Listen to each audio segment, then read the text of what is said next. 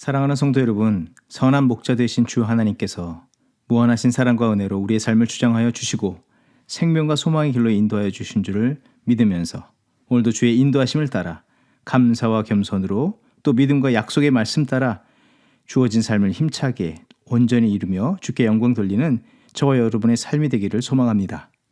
오늘은 잠언 24장 10절에서부터 12절 말씀으로 새벽 기도회를 시작합니다. 네가 만일 환난 날에 낙담하면 내 힘이 미약함을 보임이니라. 너는 사망으로 끌려가는 자를 건져주며 살육을 당하게 된 자를 구원하지 아니하려고 하지 말라.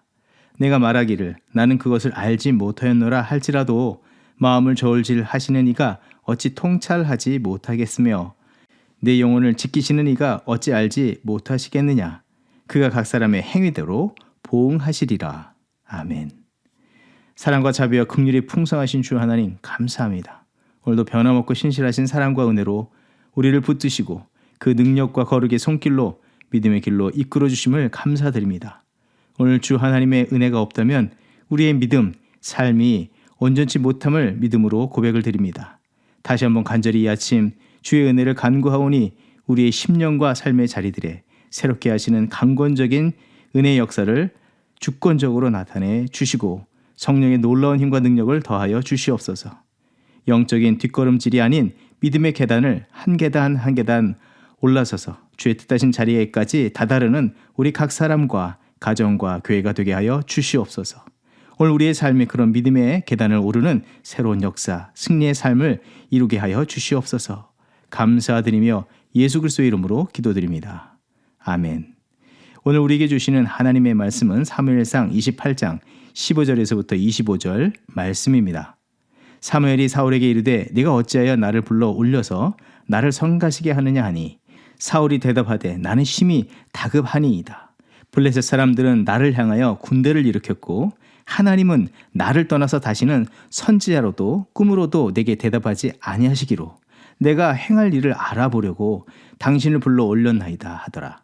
사무엘이 이르되 여호와께서 너를 떠나 내 대적이 되셨거늘 내가 어찌하여 내게 묻느냐.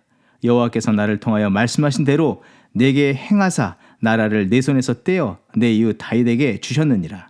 내가 여호와의 목소리를 순종하지 아니하고 그의 진노를 아말렉에게 쏟지 아니하였으므로 여호와께서 오늘 이 일을 내게 행하셨고 여호와께서 이스라엘을 너와 함께 블레셋 사람들의 손에 넘기시리니 내일 너와 네 아들들이 나와 함께 있으리라.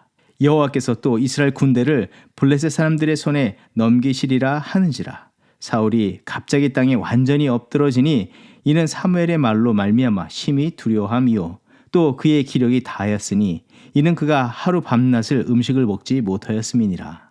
그 여인이 사울에게 이르되 그가 심히 고통당함을 보고 그에게 이르되 여종이 왕의 말씀을 듣고 내 생명을 아끼지 아니하고 왕이 내게 이르신 말씀을 순종하였사오니 그런즉 청하건대 이제 당신도 여종의 말을 들으사 내가 왕 앞에 한 조각 떡을 드리게 하시고 왕은 잡수시고 길 가실 때에 기력을 얻으소서 하니 사울이 거절하여 이르되 내가 먹지 아니하겠노라 하니라. 그의 신하들과 여인이 강권하매 그들의 말을 듣고 땅에서 일어나 침상에 앉으니라. 여인의 집에 살진 송아지가 있으므로 그것을 깊이 잡고 가루를 가져다가 뭉쳐 무교병을 만들고 구워서 사울 앞에와 그의 신하들 앞에 내놓으니 그들이 먹고 일어나서 그 밤에 가니라. 아멘. 28장에서 사울 왕은 이 벌어지는 블레셋과의 전쟁의 두려움에 이 15절 말씀처럼 다급한 나머지 이 전쟁의 앞날, 아니 더 구체적으로 말한다면 자기의 앞날이 어떻게 될지에 대해서 알고자 엔돌이라는 지방에 있는 신접한 여인, 즉 무당을 찾아가서 묻고 있습니다. 사울 왕은 이 무당을 찾아갈 때 블레셋이나 자기 백성인 이스라엘 백성 그리고 무당조차 왕인 자신의 신분을 철저히 숨기고자 하여서 변장하고 찾아갔습니다. 하지만 이것은 하나님께서 율법으로 금하신 일입니다. 레위기 20장 6절의 말씀, 접신한 자와 박수무당을 음란하게 따르는 자에게는 내가 진노하여 그를 그의 백성 중에서 끊으시겠다고 하셨습니다. 28장 3절에서는 이 25장 이 사무엘이 죽었을 때 상황을 소개하고 있는데 그 당시 모든 신접한 자나 주설하는 자들을 다 죽였는데 이것은 하나님의 뜻을 지키기 위한 영적 각성과 새로움을 힘썼다기보다 아마도 일평생 자신에게 계속해서 불리한 예언의 말씀을 전한 사무엘에 대한 이 부담과 반감으로 특별히 그 부분만을 부각시켜서 율법이 말하고 있는 부분을 부각시켜서 집행하고 금령을 내렸다고 볼 수가 있는 것입니다. 더 이상 자신에게 무당이나 선지자 모두 말하지 못하게 한 것이라고 볼 수 있습니다.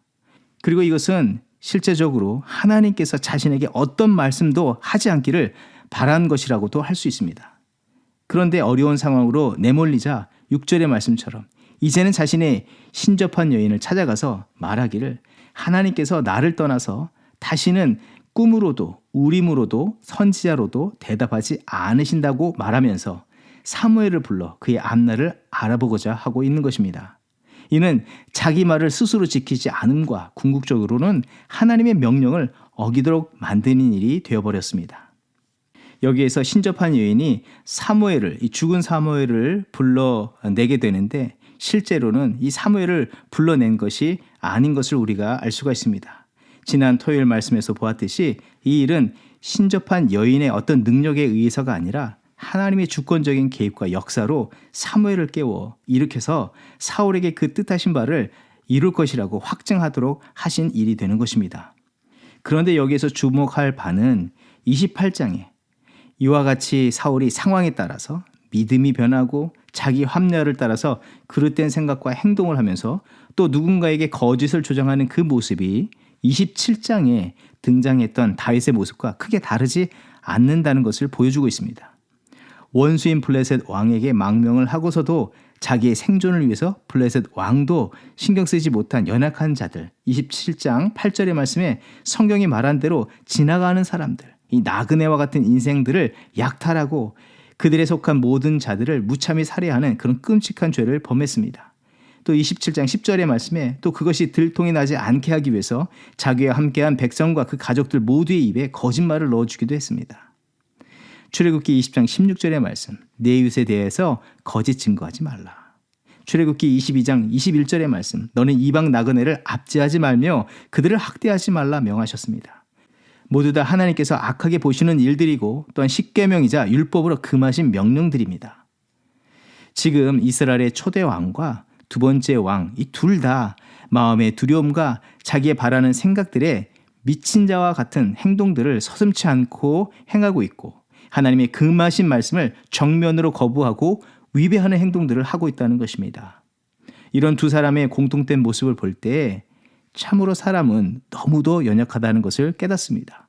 그리고 참된 믿음에 굳건히 서 있지 못하면 사람은 그 신분이나 어떤 외적인 상태와 직분과 무관하게 영과 육 모두 끝물을 추락을 하게 되고 만다는 것을 알 수가 있습니다. 아니 개인적인 추락을 넘어서 함께한 사람들 모두를 나락으로 몰아가며 한 계단 더 내려가서 하나님과 대척을 지며 대항하는 자로 살아갈 수밖에 없다는 것을 분명하게 보여줍니다.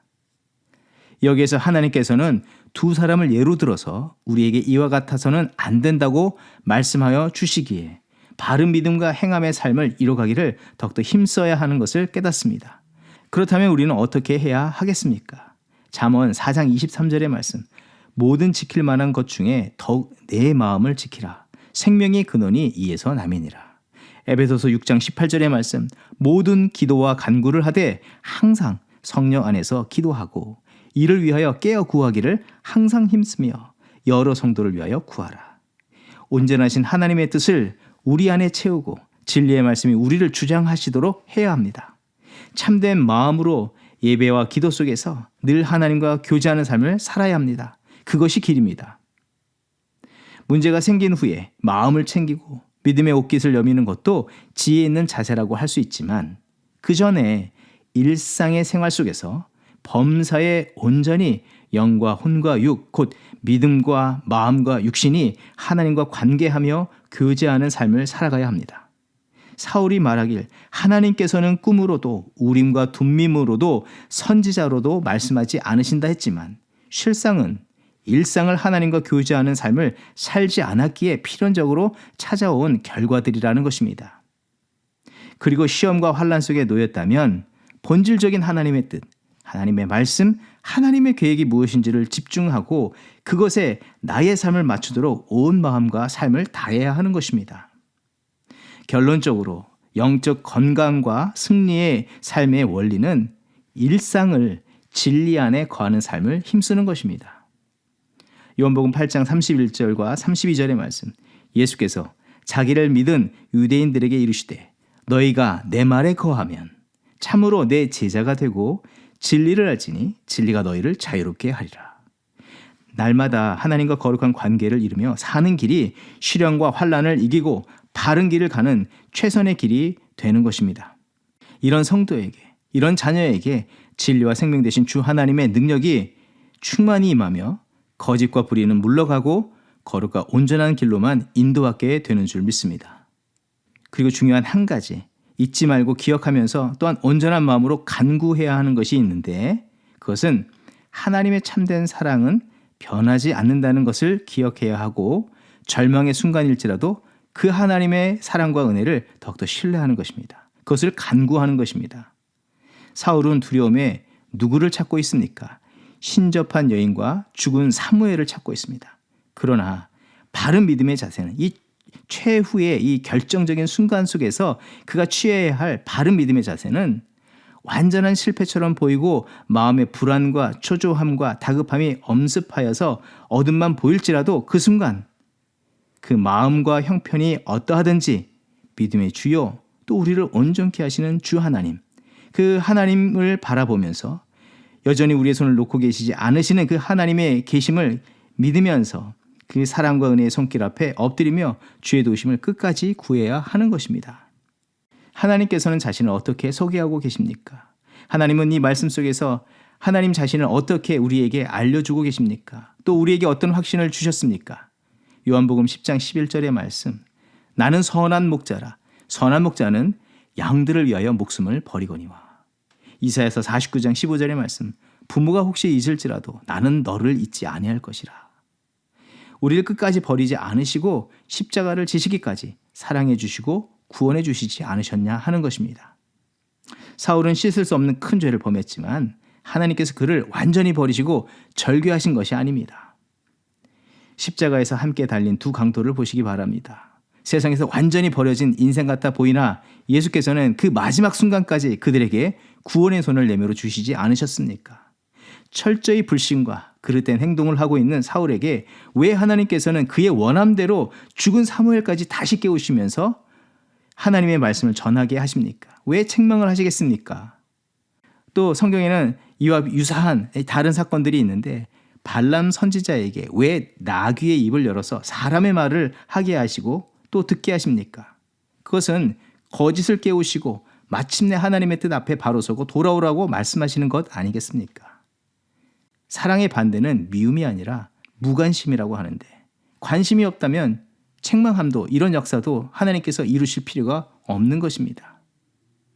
실패한 자리에서 실패한 우리를 봐서는 안 됩니다. 우리를 온전케 해주실 수 있으신 주 하나님이 곁에 늘 계심을 믿고 더욱더 그 순간에 하나님을 바라보아야 하는 것입니다.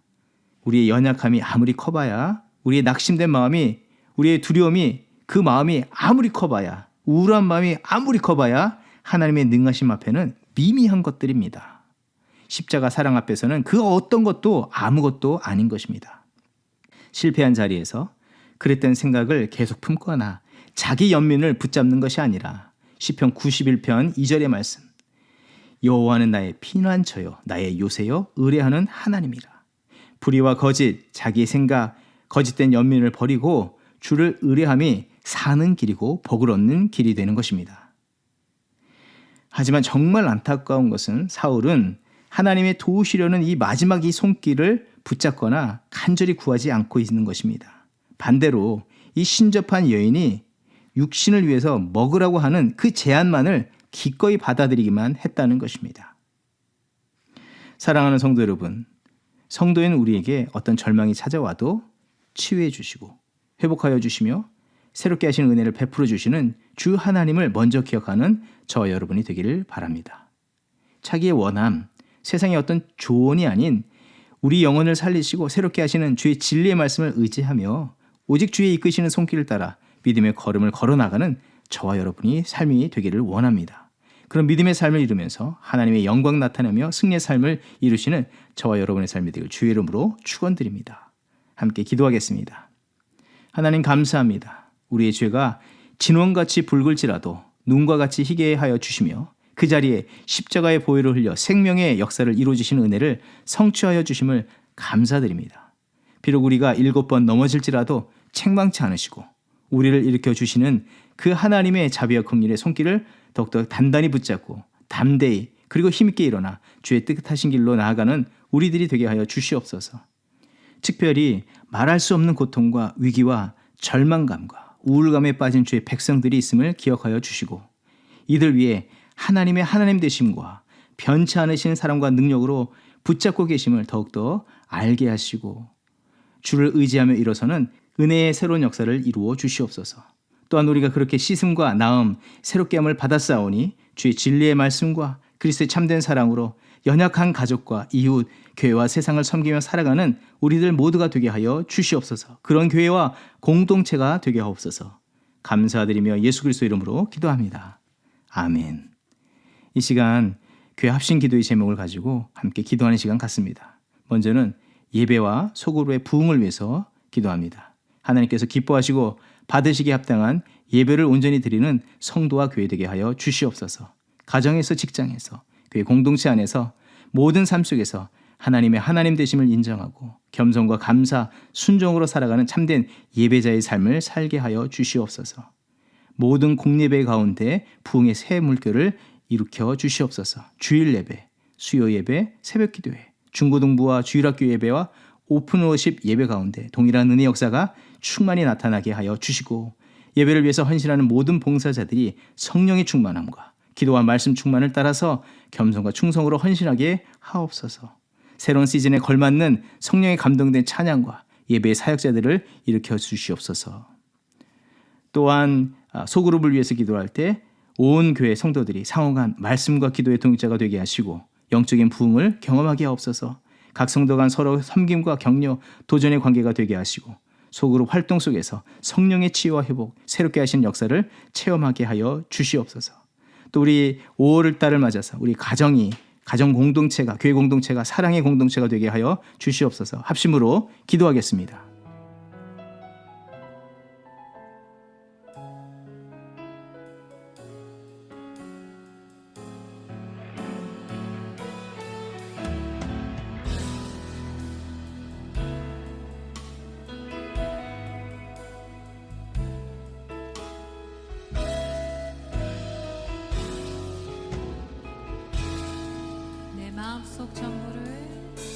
내 마음속 전부를 다시는 주님 나 당신께 숨길 것 하나 없네. 주 보좌 앞에 나아가 다 아뢰니 모든 근심과 슬픔 사라지네. 아멘.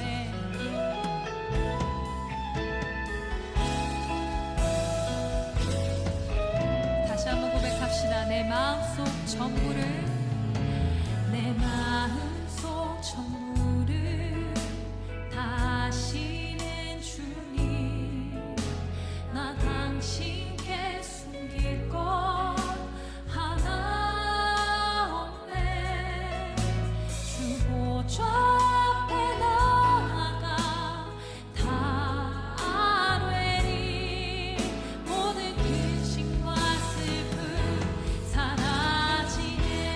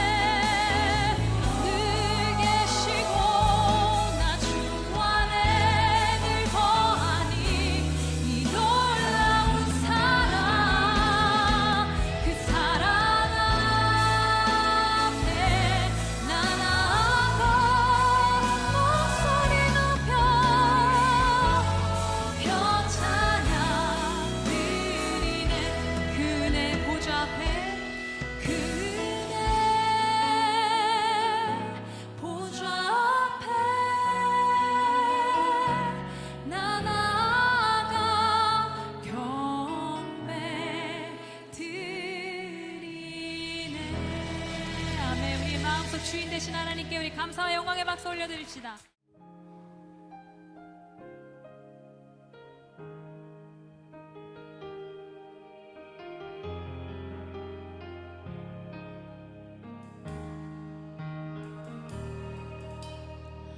내 백성이 나를 떠나 돌아섰지만 내 사랑이 내 백성을 포기 못하니 내 모든 건 내어주고 나 그들을 얻으리라. 여호와께 돌아가자. 우린 돌아서도 그는 변치 않네. 여호와께 돌아가자. 우린 넘어져도 그 사랑 영원하네.